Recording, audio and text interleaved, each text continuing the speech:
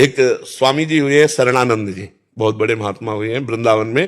तो वो आंखों से अंधे थे, तो नौजवान थे, लकुट के सहारे वो किनारे नदी के जा रहे थे। अब उनको तो पता नहीं था कि कगार है फटने वाली, और उसी पे पैर रखा और कगार फटी और दरिया में गिर गए और लठिया गिर गई। अब आंखों से दिखाई नहीं देता, अब हाथ पैर मारे तो किधर के लिए मारे? आंखों से दिखाई दे तो किनारा समझ में आवे ना, हाथ पैर मारे तो किधर मारे? तो उन्हें लगा अब तो गया, बस ऐसे हाथ उठा दियो, दरिया में है कि प्रभु मैं आपकी शरण में हूं, अब चाहे जिंदगी ले लो या जिंदगी बचा दो। तो इतने में उनके हाथ में लठिया पड़ गई, लठिया बहकर हाथ में कैसे आग गई आप समझो, और ऐसे किया तो किनारा आ गया।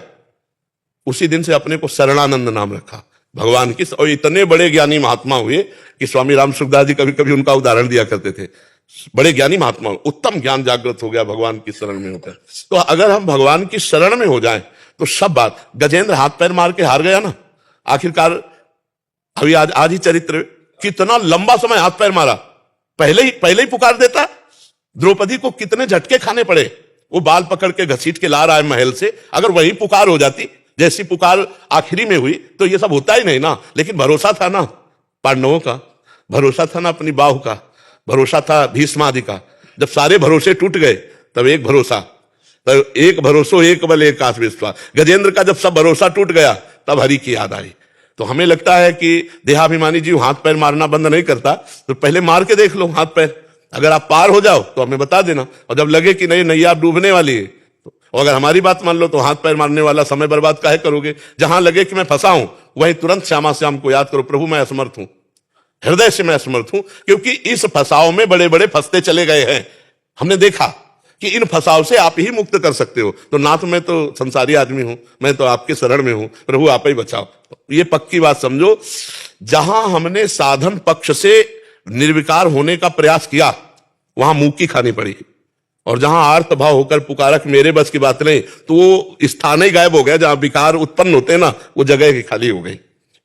ये हम अनुभव की बात कहते हैं। भगवान की शरण में महान बल है, वो नीच से नीच वृत्ति वाले को महात्मा बना दे एक क्षण में। करो सद्य ते साधु समाना, करो सद्य, सद्य माने तत्काल, करो सद्य ते साधु समाना। इसलिए हर विकार से निर्विकार होने के लिए भगवान का स्मरण करते हुए भगवान की शरण में रहना, शरण में रहने स्थिति तुरंत आ जाए, मैं तो शरणागत हूं प्रभु श्यामा श्याम। और लंबे समय तक कुछ भी परिणाम ना मिलने पर आपकी स्थिति में फर्क नहीं आना चाहिए, आपकी श्रद्धा में फर्क नहीं आना चाहिए, तब आप देख लेना आगे।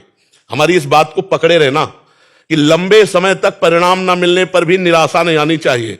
मैं नीच हूं, पतित हूं, व्यभिचारी हूं, दुष्ट हूं, पर अब आपका हूं और आपका ही रहूंगा। अब अगर आपको ऐसे ही मुझे रखना है तो मैं ऐसे ही आपका रहूंगा, और अगर आपको सुधारना तो सुधार लो, मैं आपका हूं। ये हम शरणागति की बात कह रहे हैं। बहुत आनंद का विषय। अब क्या चिंता, आप जैसे चाहो वैसे रखो, मैं आपका हूं। अपनी तरफ से प्रयास करके गलत आचरण करना ये नहीं होगा। प्रयास गलत आचरण से बचने का है। अगर हम फिसल रहे हैं तो फिर हम ऐसे हैं, फिर हम पकड़ने की कोशिश नहीं करेंगे। आप पकड़ लो हमें, नाथ देखो मैं फिसल गया, क्योंकि बचने की कोशिश करने पर भी नहीं बच पाया। अब मैं समझ गया कि बचाने वाले सिर्फ आप हो। जो कछु होए सो तिहारी कृपा से बिहारी बिहारिन, और सब मिथ्या प्रपंच भाषिए। स्वामी हरिदास जी कह रहे मिथ्या प्रपंच, झूठी बात कि मैं करता हूं, ये झूठी बात कि मैं बच गया, मैं जितेंद्रिय हूं, ये झूठी बात। जो कछु होए सब तिहारी कृपा से बिहारी बिहारिन। अगर प्रभु मोहित करना चाहें तो भगवान शंकर को मोहित कर लिया मोहिनी रूप में, आप चरित्र पढ़ के देखना। और बचाना चाहें तो अपने जैसे छोटे स्तर के जीवों को भी माया मुक्त कर देते। मसकें करें बिरंच यज और अजय मसकते हीन। ब्रह्मा को मच्छर बना दे, मच्छर को ब्रह्मा बना दे, वो भगवान है नहीं? तो हमको उन पर विश्वास। मूकम करोति वाचालम पंगुम लंघयते गिरिम यत् कृपातम हम वंदे परमानंद माधवम। जो मूक को वेद पढ़वा दे, लूले लंगड़े से पहाड़ फंदवा दे, अरे उनकी सामर्थ्य का, उनके अमोघ सामर्थ्यशाली प्रभु, तो हम उनकी शरण में हैं। शशांक जी पुणे से। राधे राधे महाराज जी, श्री हरिवंश, आपके चरणों में कोटि कोटि प्रणाम। महाराज जी, अध्यात्म में प्रकृति साधने के लिए उपेक्षा, इस तत्व का प्रयोग कैसे करें? कर्तव्य परायणता से चूक देखने वाली बात भी उपेक्षा करनी चाहिए क्या? अपनी नहीं, दूसरों की कर देनी चाहिए, अपनी नहीं। किसका है? आपका है, आपका प्रश्न है।